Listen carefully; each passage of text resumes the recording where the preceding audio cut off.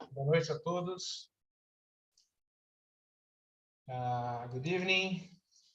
It's a great pleasure to begin our 2023 schedule for our scientific sessions. And our guest today is Professor Ben Warf. Professor Ben Warf is professor of neurosurgery in Harvard Medical School.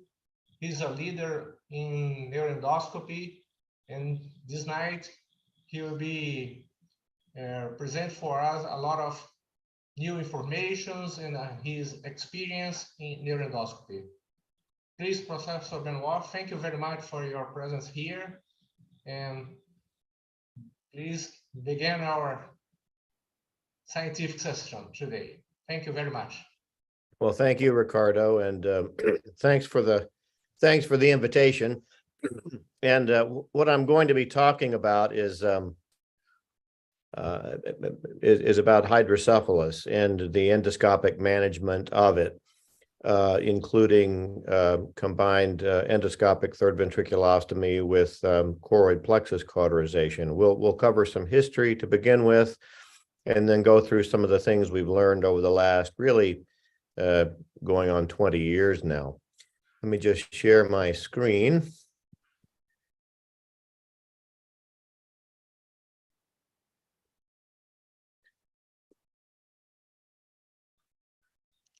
All right, so you can see and hear me okay? Yes, perfect. All right, great. So we're going to, I like to consider this overall an evidence-based global health strategy for infant hydrocephalus. You all know what hydrocephalus is. There are probably about 500,000 new cases of infant hydrocephalus every year globally. The majority of those occur in low and middle income countries. And from what we know, especially about the African subcontinent and some other places in the world, many of those kids actually never get any kind of treatment, unfortunately. We don't talk much about prevention as neurosurgeons, but it's important, I think, to consider the following. Really, the big three causes of infant hydrocephalus in the world are potentially preventable. If you look at high-income countries, the number one cause, the most common cause of hydrocephalus in infants is prematurity, and intraventricular be potentially preventable by reducing the incidence of premature birth and better managing the management and prevention of intraventricular hemorrhage. In low and middle income countries, the places that we have investigated and know the most about, we know that post-infectious hydrocephalus is very common, and in many parts of the world, the number one or most common single cause of infant hydrocephalus. A good example was our experience in Uganda, which is where I practiced for a number of years. And in our first 1,000 babies coming in with hydrocephalus, the single most common cause was post-infectious hydrocephalus. It accounted for about 60% of all of the cases. Globally, the number two cause, the second single most common cause of infant hydrocephalus, both in high-income countries and elsewhere in the world, is myelomeningocele. And of course, that can be prevented or not totally prevented, but the incidence can be markedly reduced by folic acid supplementation or fortification. And you all know about that. In regard to the post-infectious hydrocephalus that we encountered in Uganda, we've spent really the last 15 years finally sorting out what the most common organism that causes that infection. And these terrible brain infections, you see the brain destruction, the pus in the ventricle. And for that particular region of the world, it was an organism called Piney Bacillus thyminolyticus. We just published this a couple of years ago. And that was not an organism we were expecting to find. In fact, that hadn't previously been recognized as a human pathogen. It's an organism that lives in the soil.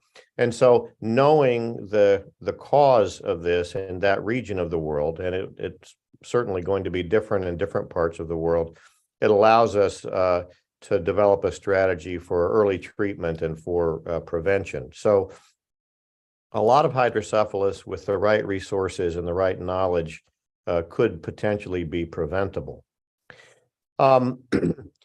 We learned a lot of what we know and what we teach our medical students and so forth about hydrocephalus from Walter Dandy, who was an American neurosurgeon at the turn of the 20th century. He was at Johns Hopkins Medical School. And he did a series of experiments with dogs. Here's a illustration from one of his papers. He took dogs and he put a little gelatin capsule into the aqueduct of Sylvius here and created hydrocephalus. And then he made a number of observations. And what he concluded from his studies were that CSF was produced only by the choroid plexus, that CSF circulates along one path. So it goes from point A here in the choroid plexus out to the subarachnoid space and then gets reabsorbed. And that CSF gets absorbed outside the brain. And other people sorted out that there were these arachnoid granulations. And it was this simple, what we call the bulk flow model of hydrocephalus. And it's often, even now, the way I try to explain things to parents, because it's such an easy to understand model.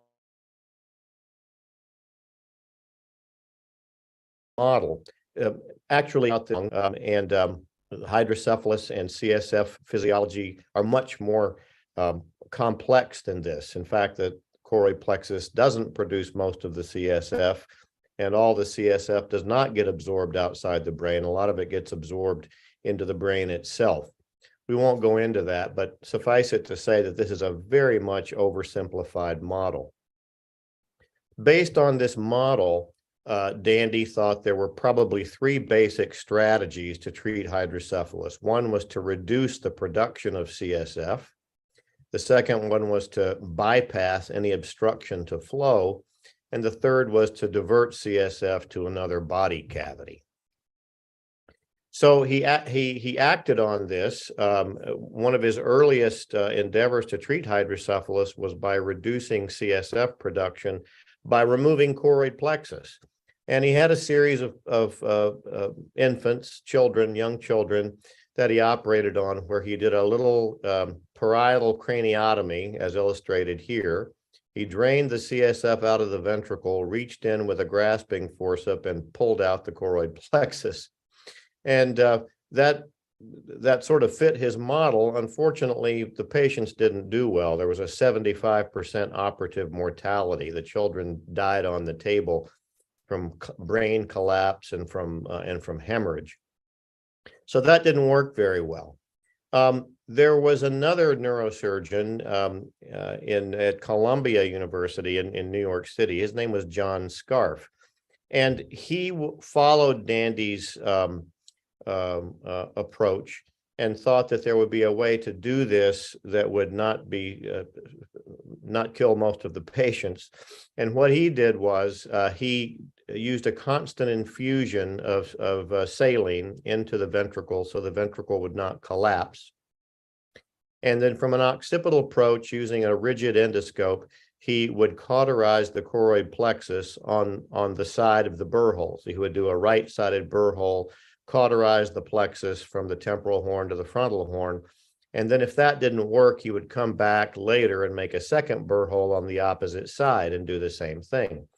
An occipital approach is really the only way you can reach all of the choroid plexus on one side with a rigid endoscope. And you certainly can't do that bilaterally. You need to make two different approaches. What Scarf finally did was to develop a series of children less than a year of age that had what he called communicating hydrocephalus. In other words, they didn't have aqueduct stenosis. And he reported about a 68% success rate in 38 babies. his operative mortality was a little over 10%, so still pretty high, but much better than what Dandy had reported. Dandy also acted on his second theory of how to treat hydrocephalus, and that was to bypass an obstruction if there was an obstruction. So for patients that had aqueduct stenosis, he came up with the idea of doing a frontal craniotomy, lifting up the frontal lobe, cutting the optic nerve to be able to access the floor of the third ventricle, and then grabbing the floor of the third ventricle and tearing a hole in that. He never published a series of those patients, probably because they didn't do well, but he did at least report that the patients were all blinded in one eye from cutting the optic nerve. Again, the same man, Dr. Scarf, with his partner, a man named Stuckey, they modified Dandy's technique so that they didn't have to cut the optic nerve, and it was a little less invasive. They did a subfrontal approach. They took a dental instrument and walked that across the floor of the frontal fossa.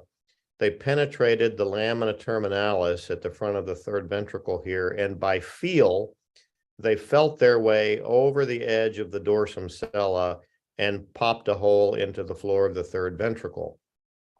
And this was their way of doing a third ventriculostomy as a modification of what Dandy reported. They had a 62% success rate overall in 23 patients with aqueduct stenosis. In children less than a year of age with aqueduct stenosis, they reported a 57% success rate. So that's actually pretty good. They did have a 23% operative mortality, though. So that's a pretty high price to pay if 1 in 4 children is going to not make it off the operating table. It's worth noting that there was one instance reported of an endoscopic third ventriculostomy very early on, and this was by Dr. Mixter. This was back in the 1920s. He was the first chairman of neurosurgery at the Massachusetts General Hospital here in Boston. And he took a urologist's endoscope, put it through the fontanelle of a baby with aqueduct stenosis and hydrocephalus, looked in through the scope, poked a hole in the floor of the third ventricle, and did a single case report reporting a good success. The child survived, the hydrocephalus was treated, and things were good. But for reasons that I've never understood, this idea of an endoscopic third ventriculostomy was never reported again for 50 years. Not until the late 1970s was there a resurrection of interest in doing an endoscopic third ventriculostomy. For most of the first half of the and middle third, really, of the first 2/3 of the 20th century, interest was focused on trying to develop a shunt to act on Dandy's third principle of diverting CSF from the ventricle to another body cavity. The first shunt was actually not to a body cavity outside the head, but it was by Arne Torkelson, the Torkelson shunt, published in 1939. And this was a catheter placed into the ventricle of a patient with aqueduct stenosis. The other end of the catheter went into the subarachnoid space in the cisterna magna. And that was actually very effective for aqueduct stenosis. The first shunt for hydrocephalus that routed CSF to a place outside the central nervous system was invented at the place where I work, Boston Children's Hospital, by Donald Matson. And what he did was he removed a kidney so that he had access to the ureter. He took a piece of polyethylene tubing and put that into the CSF sac, doing a little laminectomy. And he plugged the tube from the thecal sac into the ureter so that the CSF made its way out via the bladder, and the patient basically urinated their CSF. This did have its problems, but it did work. It did treat the hydrocephalus, but it led to electrolyte problems and a number of things. It's interesting that the sacrifice of these kidneys led to two Nobel Prizes. One was the doctor that learned how to grow virus cultures on viruses on kidney cultures. That came from these kidneys, and that led to the development of the polio vaccine. And then also Dr. Matson loaned these kidneys or gave these kidneys to Joe Murray, who was the first person to do human renal transplant. And this contributed to that basic research. Shunts from the 1940s to the 1960s were tried into just about every body cavity you can imagine, from the fallopian tube to the mastoid air cells, the stomach, the intestine, you name it, CSF was shunted into it. Pudens developed a shunt in the 1950s where the CSF was shunted into the heart. And then Nelson later on placed the first valved inline valve shunt in a child. But the cardiac shunt also had its problems. The abdominal cavity was an obvious good choice for placing a shunt, but the problem was that the abdomen would always close up. It would wall off the tubing and cause a distal obstruction. And so people weren't able to get that to work until Dow Corning, the company Dow Corning, invented silicone in 1944. And that led to the development of medical grade silastic tubing. And in 1967, we have the first report of a series of ventriculoperitoneal shunts using silastic tubing, and finding that using silicone, the peritoneal end of the shunt would stay open. The first VP shunt with a silicone tube was placed in 1958, which really wasn't all that long ago, considering it's the year I was born. The VP shunt, which has undergone a number of evolutions, of course, especially in relation to valves, has become the mainstay of treatment for the children, and it spawned a huge industry. In the United States alone, shunts account for $1 to $2 billion per year of healthcare costs, just maintaining shunts. And they also account for about, I'm going to move this so I can actually read my own slide here. They account for more than 3% of all pediatric hospital charges in the United States. So shunts are very costly. There we go. It's the standard treatment, but we all know that the shunts fail, and more than half of them will fail at least once within 5 years. And there's an ongoing lifelong risk of failure. And when you get to the idea of treating hydrocephalus for young children in parts of the world that are under-resourced and there's not urgent access easily to neurosurgical care, shunt dependence is more dangerous. This was the case when we started our hospital in Uganda in the year 2000. And we had patients coming from all around to this little place in eastern Uganda.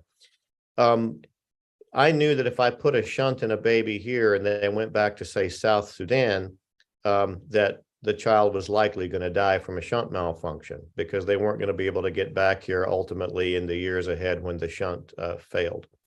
Shunts are very expensive, although we used a cheap shunt. The valves that I use right now, the programmable valve that I use is up to $10,000 in cost. It's terrible. The infection risk is not something to take for granted. And when they fail, when shunts fail, it's a life-threatening emergency often, as you all know. So shunt dependence is more dangerous in a place like rural sub-Saharan Africa, where children cannot get to urgent neurosurgical care. They simply can't travel that far or that readily.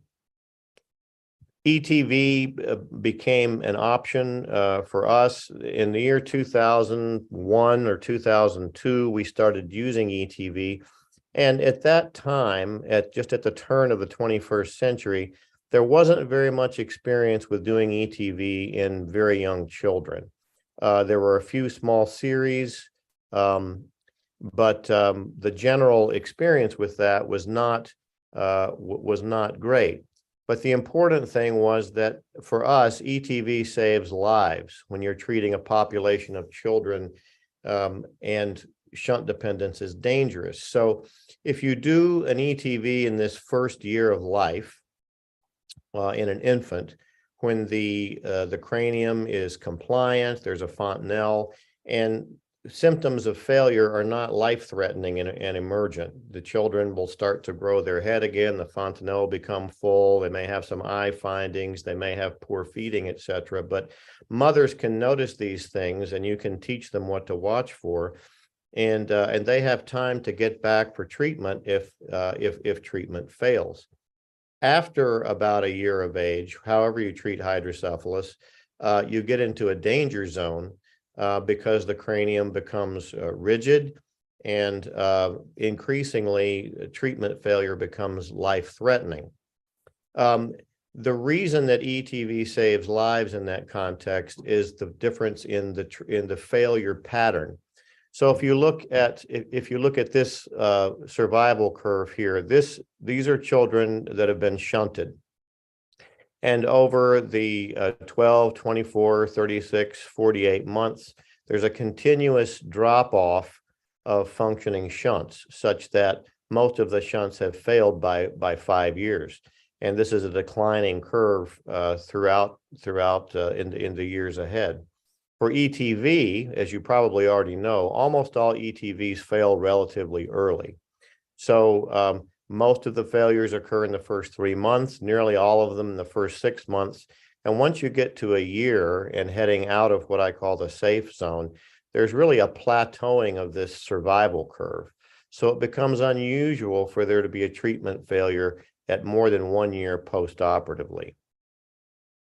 Our experience with ETV for infants, for children under a year of age, was similar to what other people had experienced, although we had a much bigger experience with the very high volume that we were doing.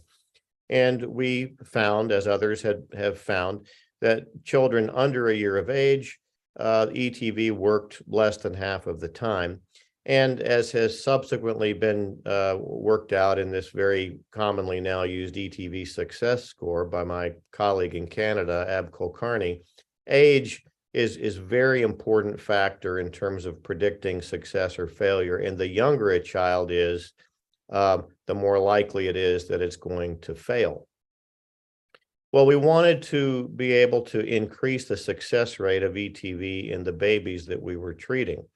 And to do this, we looked back at the historical literature. We reviewed the technique of choroid plexus cauterization and realized that some things had changed since the early days. One was not just better anesthesia and so forth, but better technology. We now had a flexible endoscope with good imaging, and from one point of entry at the lateral corner of the baby's anterior fontanelle, we could access the choroid plexus all the way around into the temporal horn. Here's the hippocampus here, and this is the choroid plexus at the edge of the picture here.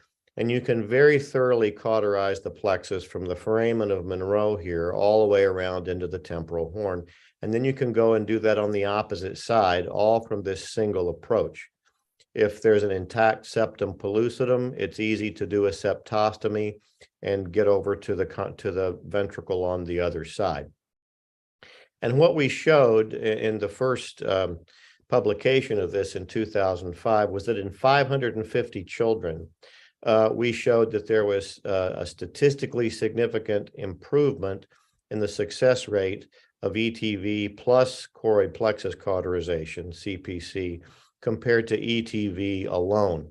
Whereas in older children, older than a year of age, it didn't really make any difference. And so this is just something that we were doing in very young children, generally children under the age of 6 months.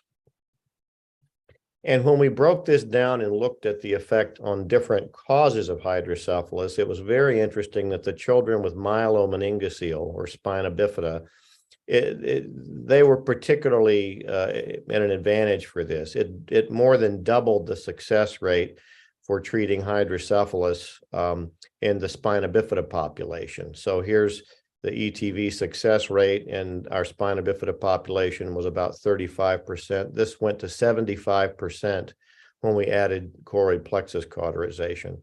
It was similar for other non-post-infectious hydrocephalus types of hydrocephalus, whether that's aqueduct stenosis or Dandy-Walker malformation. It was generally really helpful. For the post-infectious hydrocephalus infants, it helped a little, but it wasn't, the effect was not as dramatic. The reason for this, though, we discovered was that some of the children with post-infectious hydrocephalus had an unscarred prepontine cistern. Here's the basilar artery and the sixth nerve here. Children that had ventriculitis without meningitis, basically, if you did an ETV on them and they had an open cistern, an unscarred cistern, they had a similar success rate to the other causes of hydrocephalus. Those who had a cistern that looked anything like this, where the arachnoid had a lot of scar in it, here's the basilar artery basically encased in arachnoid scar tissue, those usually failed. And so this became a criteria for us as to whether to go ahead and shunt the child or to go on and do the choroid plexus cauterization. Etiology, cause of the hydrocephalus, as it turned out, didn't matter very much. People generally thought of ETV as being only effective in children with aqueduct stenosis, for instance. But with the addition of choroid plexus cauterization, the ETV CPC combined procedure worked for all sorts of hydrocephalus.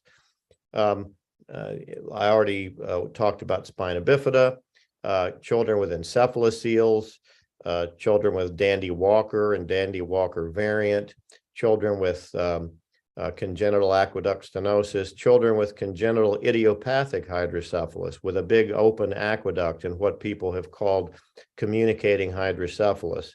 You can treat the hydrocephalus successfully in more than 2/3 of those children. Now, how might CPC enhance success of ETV for infants? That's something that I've been rather interested in. And it really depends on how you think of hydrocephalus. From Dandy's bulk flow model, he thinks of one would think of the ETV bypassing an obstruction. So if the aqueduct's obstructed, the ETV allows another route for the CSF to get out. Infants may have reduced CSF absorption capability because the arachnoid granulations in the human don't develop and aren't developed until about 2 years of age. So my early and very simplistic thinking was that if we reduced the CSF production by cauterizing some of the CSF, we might overcome the problem in infants, which was a problem with CSF absorption. I no longer believe that. There's another model of hydrocephalus. There are various versions of this, but in general, you can call it the hydrodynamic model. And that looks at the CSF system as being involved in absorbing pulsations of the systolic pulse wave with every heartbeat. And with hydrocephalus, there's increased pulsation amplitude in the ventricles. And we know that ETV can add a pulsation absorber to reduce the amplitude of those pulsations. And we also know that by reducing the choroid plexus, one can reduce the amplitude of the pulsations. So by looking at this hydrodynamic model, ETV adds a pulsation absorber. For infants, they have more compliant brains. And so it may take a bigger change in this pulsatility to have an effect on the ventricles than an older, stiffer brain. The infant brain has very high compliance, and then as the child gets older, the compliance decreases quite a bit, and then it goes up again in older people. So for babies, ETV alone might not be enough, and if you reduce the choroid plexus, you may reduce the amplitude of the pulsations even further. Nobody knows if this is true or not, but it's just to say there's more than one way of thinking about this. There were some other things that we were interested in looking at and learned. One question was, if we're endoscoping all these patients and then finding either that at the time of the endoscopy, for some technical reason, say it's a scarred cistern, or say there's some anatomic reason we're not able to successfully do an ETV, and then we convert that patient to a shunt. Does having endoscopy at the same time of having a shunt placed increase the risk of either shunt infection or future shunt failure? And then the other question was, does having a prior ETV CPC that has then failed increase the subsequent risk of either shunt infection or failure? And the answer to that, looking at 900 patients, and we published this back in 2012, there was no difference. In fact, those who were primarily shunted actually had a higher failure rate of the shunts, but we think that probably has to do with selection bias. But certainly these children who had a failed ETV CPC and got a shunt, and these children who had an abandoned ETV and got a shunt, their shunt function was just as good as those who had no endoscopic procedure. So we weren't putting the shunts at risk by doing endoscopy first. And then another thing that proved important was the idea of, instead of placing a shunt always when the ETV CPC failed, could you reopen a closed ETV and have a long-term success? We published this about 7 or 8 years ago in a large number of patients. And what we found was that the later the failure occurs, the more likely redo ETV is to have long-term success. So children that fail early are more likely to go on and need a shunt, because reopening a closed ETV only had long-term success for less than half of them. But in the 3 to 6 month range post-operatively, this is not age, this is months after surgery at the time of failure. And certainly at a year or more, the success rate for reopening an ETV is very high and very worth doing, because even this level of success is better in the long run than the rate of success long-term for shunt dependence. And so by taking these things that we had learned about the scarred cistern and so forth, we developed an evidence-based treatment algorithm which guides the neurosurgeon as to whether to place a shunt or to proceed with the ETV CPC. So, for instance, does the patient meet the criteria for post-infectious hydrocephalus? Well, if not, and it's some other cause of hydrocephalus, the next question is the imaging suggesting that an ETV is possible? And if yes, then do the ETV. On the other hand, for children with post-infectious hydrocephalus, you look at their imaging, and if they have a scan that looks like this and you don't think an ETV is going to be technically possible, you proceed to a shunt placement. If you do the ETV and you find that the cistern is scarred, if it looks like this, proceed to shunt placement, and so forth. And then a similar treatment algorithm for ETV CPC failure. When do you just place a shunt? When do you go on and reopen the ETV? And so these are helpful guidelines based on the basic data that we had published over the years. Overall, we found that shunt dependence could usually be avoided for those children that were able to have a technically successful ETV CPC. In fact, about 2 out of 3 children were able to be treated without a shunt. Another question, though, that this raises is, was there something unique about us doing it, or about where we were, and were these results reproducible in other countries with other neurosurgeons who had been trained. We did a prospective study comparing two different sites where we had trained neurosurgeons to do this procedure. One was in Uganda and one was in Nigeria. I wasn't involved at all in any of these operations. And we had 1 year of follow-up in Nigeria. We had 2 years of follow-up in Uganda. And what we found was the two sites were very similar, even though they were different patient populations, different surgeons. About 3/4 of the patients in both prospective series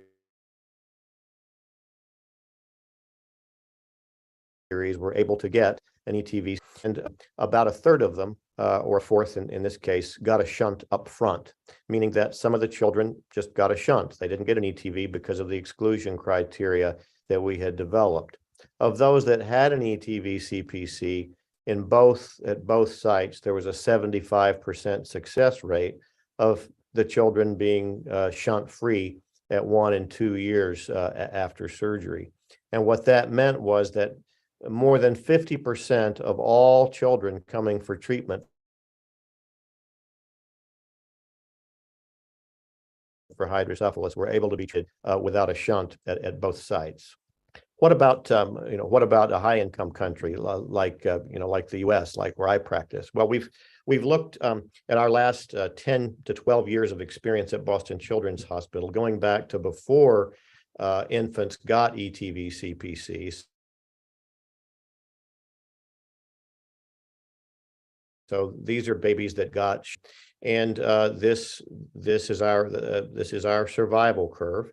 And over time, and over the course of 10 years, the Kaplan-Meier method predicted that there would be a 32% rate of shunt survival. So in other words, almost 70% of children will have failed their shunt at least once in the first 10 years. And those that got ETV CPC as their first operation, more than half of them were free of any repeat operation. And then including the ones that had reopening of a closed ETV, about 2/3 of them were in the long run shunt independent. So again, similar to our experience in Uganda, we're able to avoid a shunt in about 2/3 of the babies that are able to have the ETV CPC, and certainly more than half of all babies that need treatment for hydrocephalus are able to be treated successfully long term without a shunt. We did, this is again the Boston Children's experience. We looked at various things that might affect outcome, and there were only two really that were significant. The cause of hydrocephalus didn't matter. Whether or not the aqueduct was open or closed didn't matter, not statistically significant. What does matter is age and whether or not the child had previously had a shunt. And we did this ROC type analysis. I'm not a statistician, but I have one that I work with, because we were interested in the question, is there a particular age cutoff that's really a tipping point for when ETV CPC is likely to succeed or fail? As it turned out, 2.5 months turned out to be the tipping point. So if one of our patients was greater than 2.5 months of age and had never had a shunt before, they had about a 77% chance of long-term success.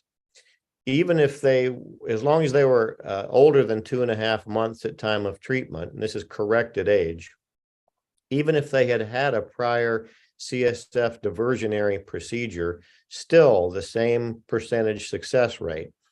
Much smaller percentage of patients here, and these are mostly children with intraventricular hemorrhage that had had a reservoir or a subgaleal shunt.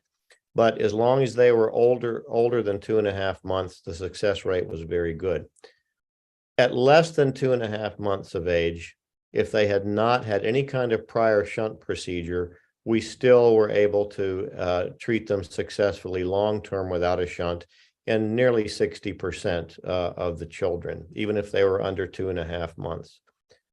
The group that has the really high failure rate are children under 2.5 months corrected age who have had a prior shunt. And in our practice, that usually means a ventriculo-subgaleal shunt in a preemie who has post-hemorrhagic hydrocephalus.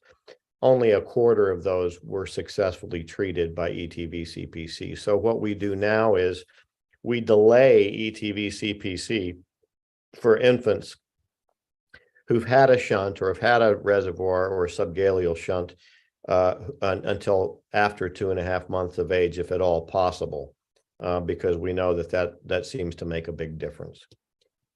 So what can we conclude from this? Shunt independence, it's pretty straightforward that being independent of a shunt in the long term in a population of children will save lives, especially in low and middle income country settings where children may have less access to emergency neurosurgical care. And we've shown that when ETV-CPC can be performed, if there's not an anatomic reason that prevents it, or there's not a scarring of the cistern, it's generally successful in about 2 out of 3 children under a year of age.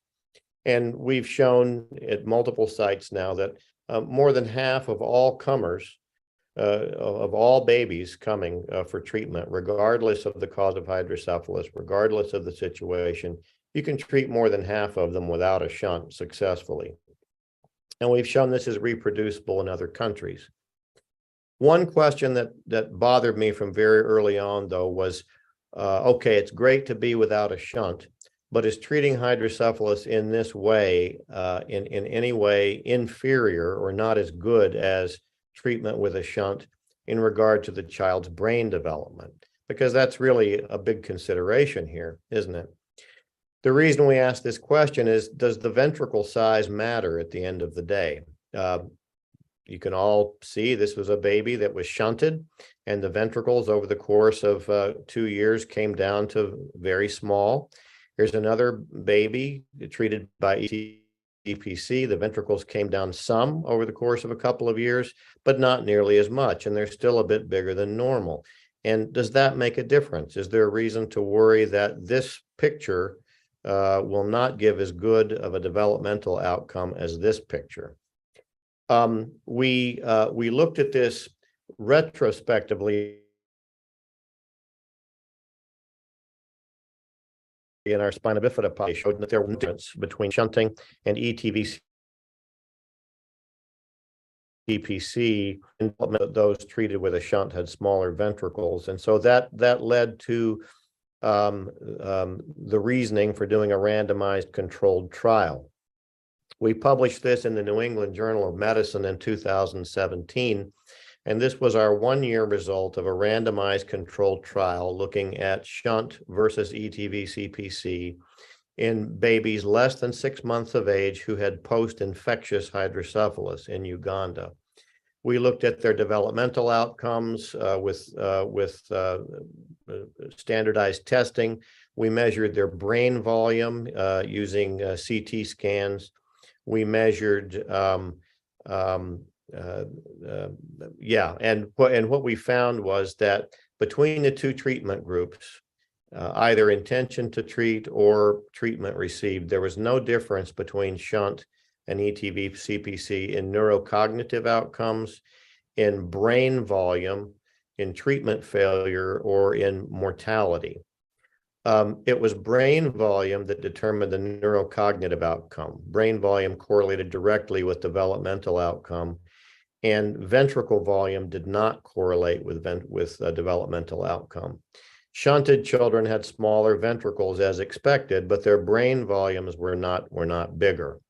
And as you might expect, the only infections were 4 patients who received a shunt. We've published our 2-year outcomes. We're soon to publish our 5-year outcomes, and the results were the same. No difference in neurocognitive outcome, no difference in brain volume, but there were ongoing shunt failures after 1 year, but there were no further ETV-CPC failures after the first 8 months. So in conclusion, the ETV-CPC protocol can prevent shunt dependence in more than half of all infants presenting for treatment for hydrocephalus. And in more than 2/3 of those who are able to have a technically successful ETV-CPC. This result can be replicated by neurosurgeons in other developing countries with other patient populations, and is likely a better public health strategy. Endoscopic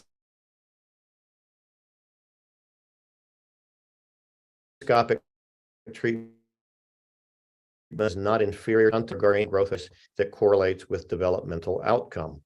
If you look at this as a plan for taking care of a large population of children, if you take 1,000 infants and you need to treat them one way or the other for hydrocephalus, if you treat them by ETV-CPC, there will be about 300, if you intend to treat all of them by ETV-CPC, about 300 of them will get a shunt up front, either based on the imaging that leads you away from doing this, or an intraoperative decision that the cistern is scarred, or there's a technical reason not to do it. So about 300 out of 1,000 will get a shunt. Of the 700 that have a completed ETV-CPC, 175 of those will fail and ultimately lead to a shunt, even after a redo ETV, which leads to this, which leads to 47 shunt infants, and over time, if you do the odds, more than 1,400 failures and 142 infections. This adds up to 2,425 operations, 150 infections, and 19 shunt-related deaths. If you had shunted all of these patients up front, the comparison is 4,000 operations as opposed to 2,400. 400 infections, shunt infections, as opposed to 150, and 40 shunt-related deaths over time compared to 19 shunt-related deaths. So it's not perfect, but overall, the differences in the two treatment strategies add up to this strategy of trying to avoid a shunt when possible, probably being a more effective global health strategy. So now what? And just very briefly on this, we have an organization, a nonprofit organization that we started about 2 years ago now. It's called NeuroKids. And the mission of NeuroKids, among other things, is to reduce the global burden of hydrocephalus and to improve the lives of those affected. And we do this by preventing hydrocephalus and reducing shunt dependence. So we have 3 pillars. Training, we aim to reduce untreated hydrocephalus and reduce shunt dependence by training neurosurgeons and providing the necessary equipment, the flexible endoscopy, and the training to use that to do the ETV-CPC technique. We have partnered with basic scientists to look at the causes of post-infectious hydrocephalus in regions of the world we go where this is a big problem, to discover the responsible pathogens and allow for the development of prevention strategies. And then finally, we want to be advocates for preventing the neonatal sepsis, the neonatal infections that cause the hydrocephalus in so many of these children. We're advocates for folate supplementation and fortification, and we're advocates for an optimum management strategy for these children. Here is Dr. Coelho, Giselle Coelho in Sao Paulo. This is one of my colleagues, Michael Dewan. He was my first global neurosurgery fellow. He's now a pediatric neurosurgeon at Vanderbilt University. And here he is in Sao Paulo training Giselle in this ETV-CPC technique.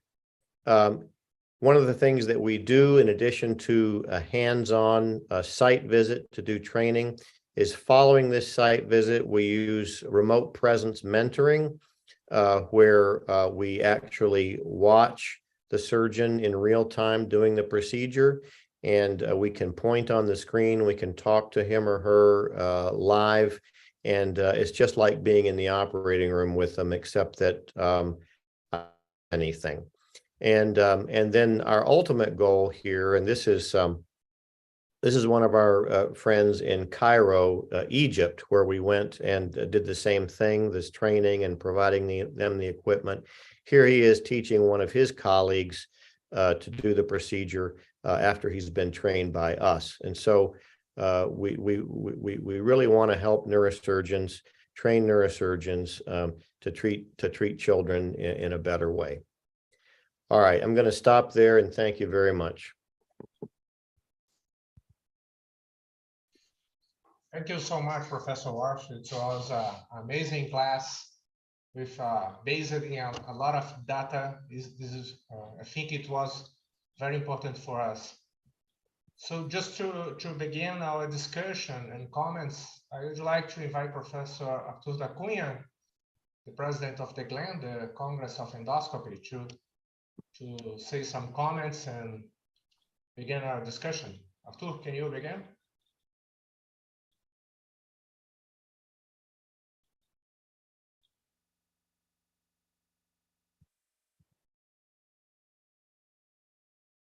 Artur, so in front of the Artur, I would like to ask you, Professor Warf, about your technique. How you please could you be more precise about your technique to do the CPC, because you know a lot of neurosurgeons don't have the flexible endoscopy. Do you have any alternative to do a CPC without the flexible endoscopy? Right. It's a good question. Yeah, I'm gonna try to show you something here if I can find it on my computer. I don't see it here, but in regard to the technique, so you're absolutely right. This is not something that's that most people are doing. Let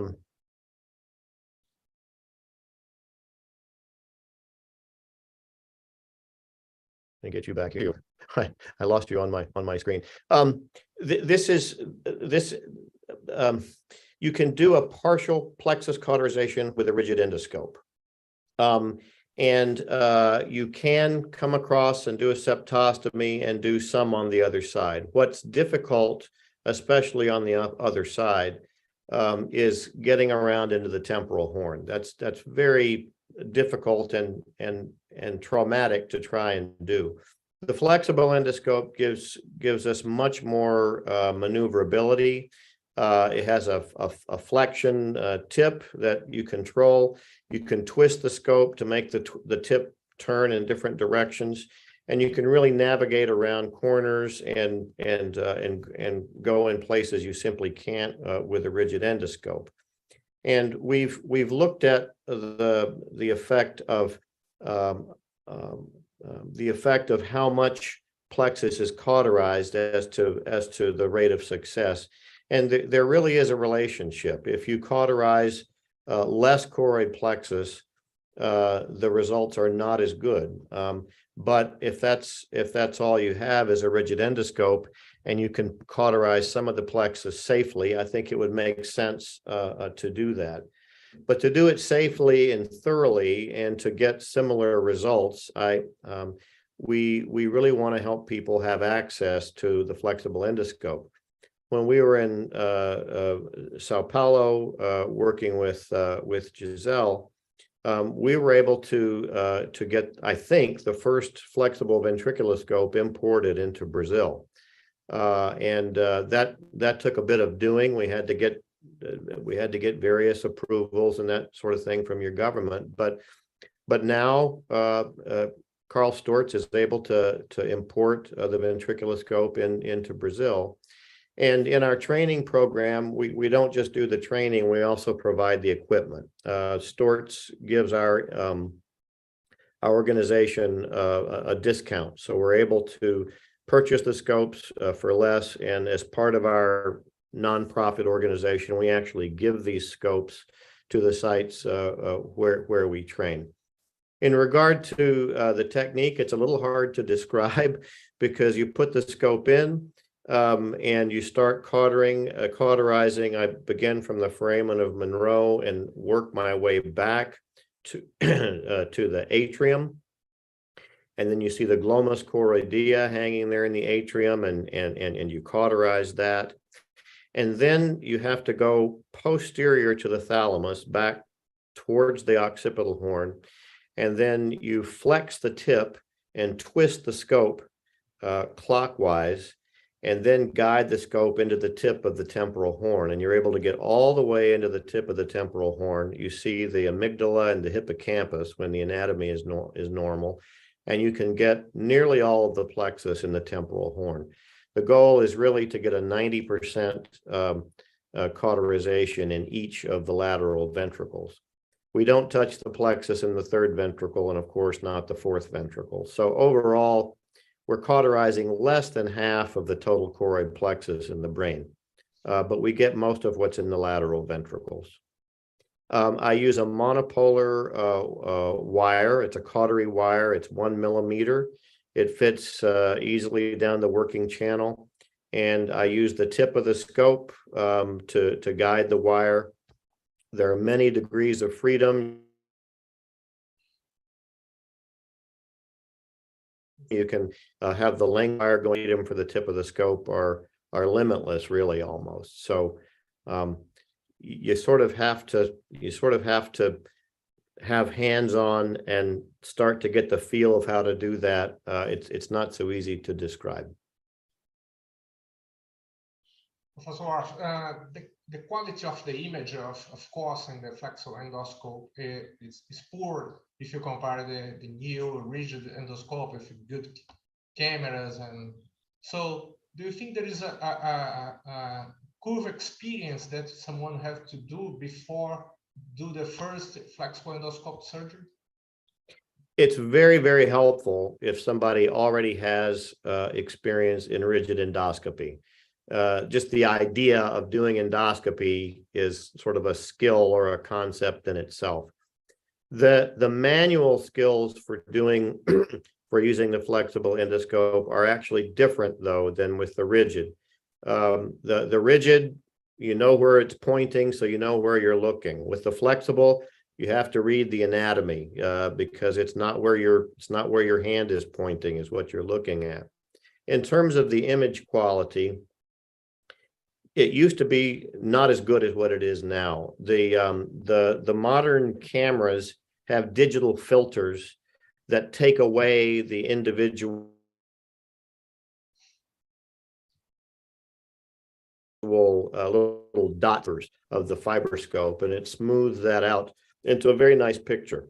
And it's not as dramatic and beautiful as the rigid endoscope is, but it in no way impairs what I'm able to do. And the image quality is actually quite good, much better than it used to be.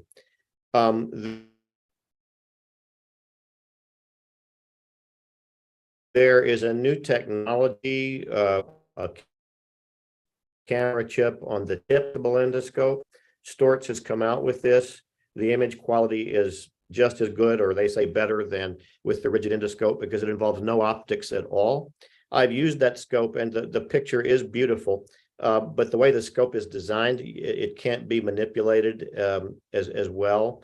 And so they are supposed to be working on a better version of that, according to the criticisms that I had. But I think flexible endoscopy in the future will be won't necessarily be fiber optic. It will be chip on the tip technology. So we have two questions from the audience. The first one is from Dr. Fagundes from Vitória. He asking about what kind of flexible endoscope you recommend, model specifications, and I would like to add the minimal set that you have to do it, minimal sets of equipment that you have to do. Yeah. Together. Yeah. So it's a we use the Karl Storz flexible ventriculoscope, the 3.7 millimeter. It's a flexible, steerable 3.7 millimeter ventriculoscope. I'm not aware of anything comparable made by any other manufacturer. That's the one that we use. So you need a 3.7 millimeter flexible ventriculoscope. You need a Bugbee wire, which is the cautery wire that goes down the channel. You need a cable for the Bugbee wire to hook that to an electrocautery unit, and you need an electrocautery unit, the same as you would use for a Bovie. We use that at a low setting, a low coagulation setting. You need the camera and the video setup, obviously. The camera that I use is also made by Storz, and it has the filters on it that clean up the picture, so it's a much nicer picture. And then finally, what I like to use is a scope holder that clamps onto the side of the bed.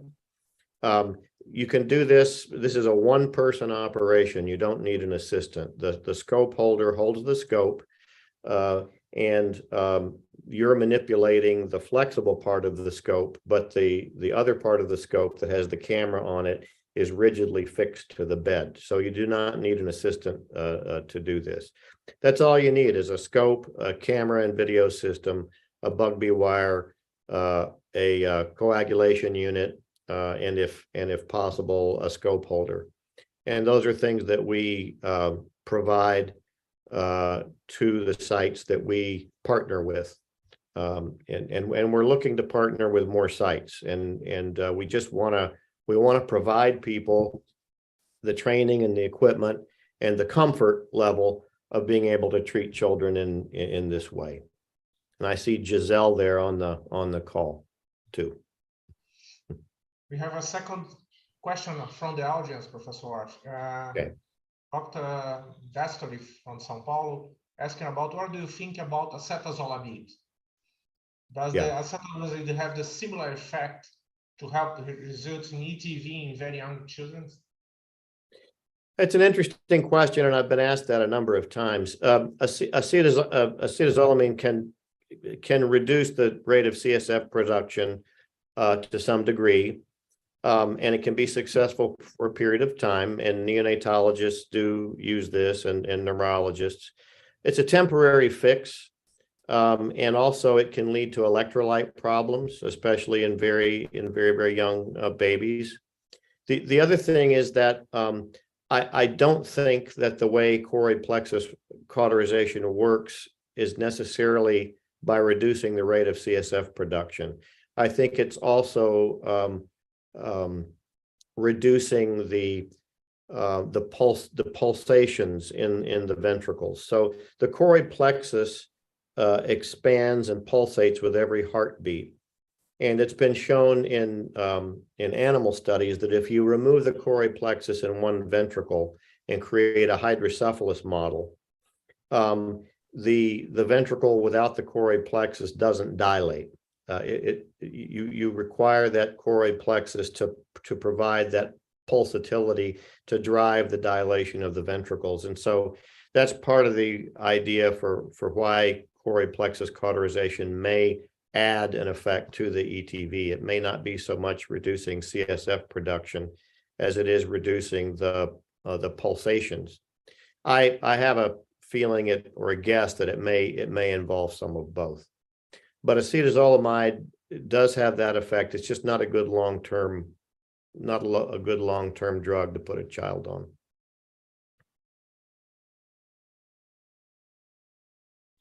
Any other comments, questions, Giselle?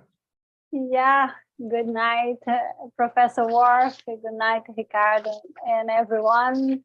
First of all, congratulations, Professor, for excellent presentation. And for me, it was a great honor to receive the project in Brazil and to be the first site in Latin America to receive this training. And I have to say, it's really interesting technique. We operate 10 children in 1 week, and 100% of them, they have completely resolution until now. I mean, excellent follow-up, reversion of the symptoms, even that one, that children that was submitted to shunt before. This is really nice results, right? And now we are for the fourth month of follow-up, and 100% of the children is evolving very well. Then excellent follow-up. And I strongly believe that technique can change. Well, that's everything. great. I 100%, Giselle. Yeah, I mean, I believe that will be 100%. Let's see the next months, but I'm really positive about these results. Okay.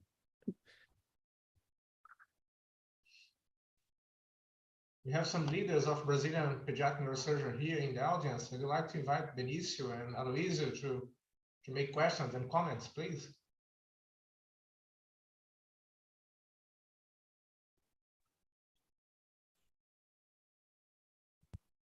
Hi, good evening. Thank you very much for this presentation. It's very, very, very, very awesome. It's very good to hear about that. And amazing to hear that very young children are doing quite well with ETV and CPC. We're used to do the ETV CPC, and of course, we don't do the CPC because we only have a rigid endoscope. And the CPC is very used and only in hydranencephalus children. But I think Aloysio has a bigger experience doing very young children. But thank you again. It was very, very good presentation. Thank you, Professor. I'm very impressed with your talk. And in our service, we did a lot of CPC, but we did a partial CPC because we don't have a flexible endoscope. And we think that even a partial CPC helps especially in young children. What do you think about? Is it a good technique to do, or it's better to? No, I think I'm absolutely sure that you're correct. That if you are able to do a partial CPC, that's better than not doing it at all. I would say if you're doing it with a rigid and you don't have access to a flexible scope right now, there's nothing wrong with doing that, and it's probably a good idea. And I think if I were in your shoes and only had a rigid, that's what I would be doing as well. So we have shown that the percentage of plexus that's cauterized does seem to correlate with the rate of success. But a partial CPC is better than not doing it at all. And I think you're probably correct that you are getting better results, at least by doing a partial CPC. Yes. Okay, and we think in our practice that it works. In very young children, it works to adjunct the partial CPC. Thank you very much, Professor. Thank you. Good to hear from you. Thank you. Professor, you make a comment for me very important about the size of the ventricles. Sometimes, I think a lot of times, we see children with big size ventricles, and of course the intelligence of the development sometimes not so good. So sometimes I'm really feel afraid about the size of the ventricles. Do you think the size is not important? A small delay of the development could be avoided if you shunt this patient or not? I really sometimes very afraid the size of the ventricles in small delay development in children after TV. Well, that was the very thing I worried about for a long time. I mean, I was worried that I was trading under the circumstances of a developing country where I was trying to avoid shunts for, because of the mortality risk. I was afraid that I was trading off the developmental progress of some of them, and so that's why we did the retrospective study in the spina bifida population, and then that provided equipoise for us to do the randomized controlled trial. There's another study that's been done by J. Reva Cameron recently, looking in a different way, looking at whether ventricle size matters. As it turns out, ventricle size doesn't really matter. It's the brain volume. So yes, there are children with great big ventricles that are not going to do well, and that's because they already have great big ventricles, and you're reaching them too late. But the point is, at the point of treatment, with whatever you got, for any particular child, you can do one or the other, and the data would suggest that from that point on, their brain growth and their developmental outcome are going to be equivalent. There are a lot of things that determine outcome. You know, one of them is brain growth, but the other one is what else is going on. Has there been any prior injury to the brain from hemorrhage or from prematurity or from infection, from hypoxia, or is there an underlying brain developmental abnormality? A lot of the children that have aqueduct stenosis, congenital aqueduct stenosis, will have neuronal migrational anomalies. The architecture of the brain isn't right, and even if you aggressively get the ventricles down, they still don't develop normally because their brain isn't normal. So it sort of bothers us as neurosurgeons to not have nice small ventricles, but the data suggest, and actually the experience just in my own practice has made me more and more confident that you don't have to have really small ventricles. You can, as long as the pressure's off, the head growth is normalized, and the brain is growing, the size of the ventricles doesn't seem to be that crucial, even though that's what we've all been trained to follow as the criterion of success. I think one new situation that we are living, I think in a lot of countries, is a fetal surgery. So you have a lot of people, a lot of patients with myelomeningocele, and we performed the fetal surgery. These patients are unshunted, most of them. So, but some of these patients has ventricular size bigger than the normal. So what do you think about this situation now? You have to be more attention about the size of the ventricle in this kind of patients, or do you apply the same situation that you talked about? Yeah, I can't speak factually about that. I guess I would say in the MOMS trial, they looked at subsequently they looked at neurocognitive outcome and found no disadvantage in the prenatal closures. And those children, a lot of them, I've seen a lot of those children. They've gotten their surgery in Philadelphia for our spina bifida program.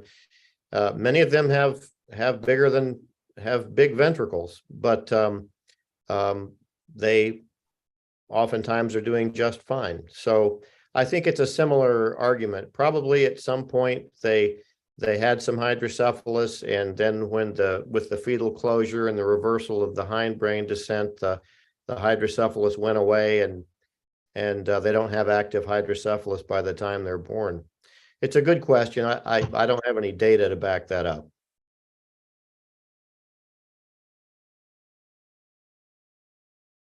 We have another question from the audience for Dr. Bastoli. Could you comment a little more about your conclusion that the etiology of hydrocephalus doesn't matter for ATV success? Yes, it does not. So we've looked at etiology as an independent factor in determining success or failure, and etiology has no statistical significance. And with ETV alone, I think that may not be the case. I think etiology probably does make a difference, but I like to say that by cauterizing the plexus, it sort of levels the playing field, you might say. So even children with what we would call communicating hydrocephalus and an open aqueduct and no posterior fossa abnormalities. The majority of those can be successfully treated in this way. It's a different way of thinking about it. But I don't think etiology matters. Now, what does matter is age and whether the cistern is scarred. So intraventricular hemorrhage patients as a group tend not to do as well, okay? They have a higher failure rate, and that's because of patient selection. So, for instance, in centers in North America, other centers in North America that have been doing ETV CPC in the preemie population and have been reporting it, they're doing that in children that are less than 2.5 months corrected age. And they very often have had a reservoir or a subgaleal shunt in place, or they're not distinguishing among those that do or don't have scarring of the prepontine cistern. We showed 15 years ago or so that scarring of the cistern matters not just in the post-infectious hydrocephalus group, but it matters just as much in the post-hemorrhagic hydrocephalus group. And so it's patient selection that has a lot to do with it. It's not just the etiology. So that's why the preemies with IVH tend to have a higher failure rate, is because they get done earlier and they've required some kind of diversionary procedure earlier. So it's not the etiology, it's the situation sort of that goes along with the etiology in that case, I think. We have another question from Dr. Fagundes asking about training. If you have any program of training for flexible endoscope in your service. Yes. Yes, we do, and that's through what for years. For 15 years, we brought neurosurgeons to the hospital in Uganda and had them stay there for 3 months, and they did lots and lots of cases, and then they would go back home, but they didn't get any further follow-up or mentoring. And that took a neurosurgeon away from their practice and their family for an extended period of time, which was very hard on them and expensive. And then once they left, they were going back to a different environment with a different patient population and working with an OR team that was unfamiliar. And there were a lot of, we had some success with that, but it had its problems. So our new model for training, and the reason that we started this organization we call NeuroKids, our new model for training is to have a period of leading up to a site visit where the trainee goes through some material, watches some videos, has some online sessions to review the material. And then one of us, that there are 3 of us right now that are doing this. We go, actually 4 now. We go on site for about a week or 10 days. We have a number of patients. We try to do about 10 lined up that we've agreed on are good candidates. We do with the neurosurgeon in their own place. We've provided the equipment. We've provided also what we need for the remote presence that we do afterwards.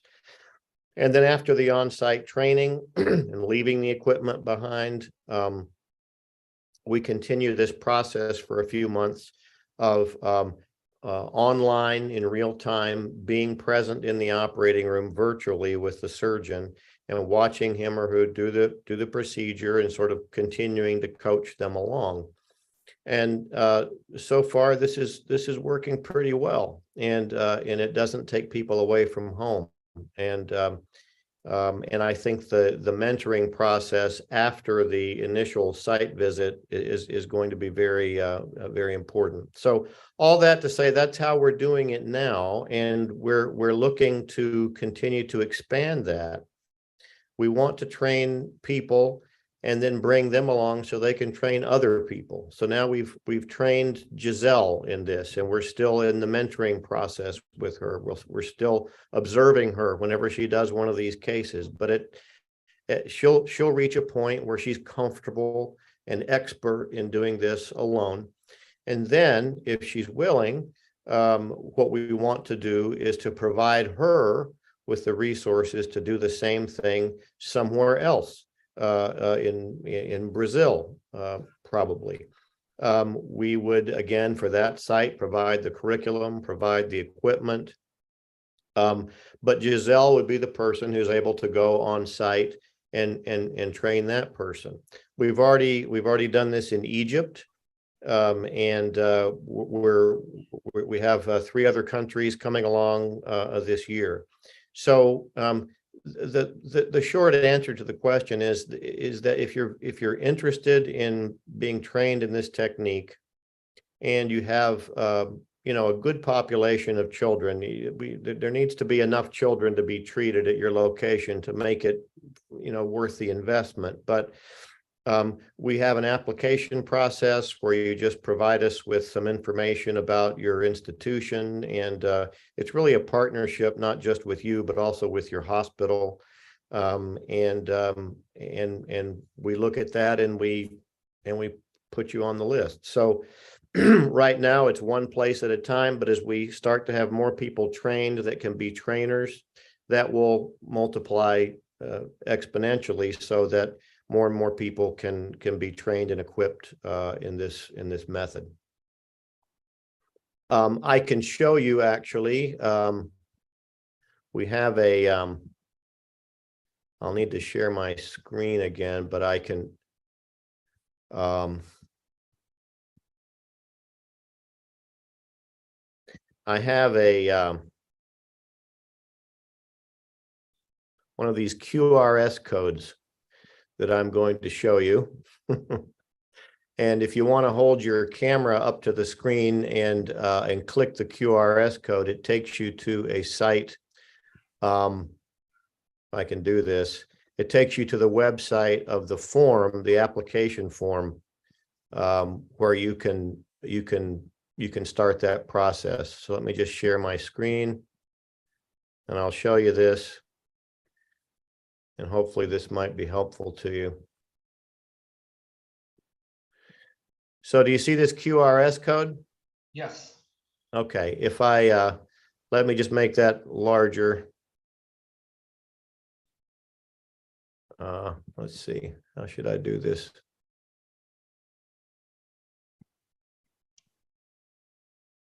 It works, Professor. It works?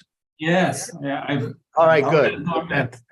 All right, so the magic of digital. I take no credit for this. Somebody else told me I could use this. So yes, so you now have the link for the application to give us the information and start, the process of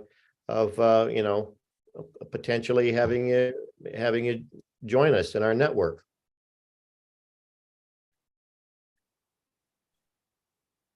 Okay. Perfect. So, Professor Warf, it was a great pleasure to have you here. In the name of the Brazilian Society of Pediatric Neurosurgery, it was an honor. It was an amazing class, a lot of data, a lot of information. I think this class will be viewed for a lot of people, because we recorded it for our associations. So thank you so much. I hope see you again here in our society meetings. Thank you, Ricardo, and thanks everybody for your kind attention. You've been great, and your questions were very kind. Appreciate it. Have a good evening. Good evening. Thank you. Thank very you. much. Obrigado. Bye. Bye, Giselle. Bye bye. Bye bye, Ricardo. Professor. Good evening. Bye, Ricardo. Bye-bye.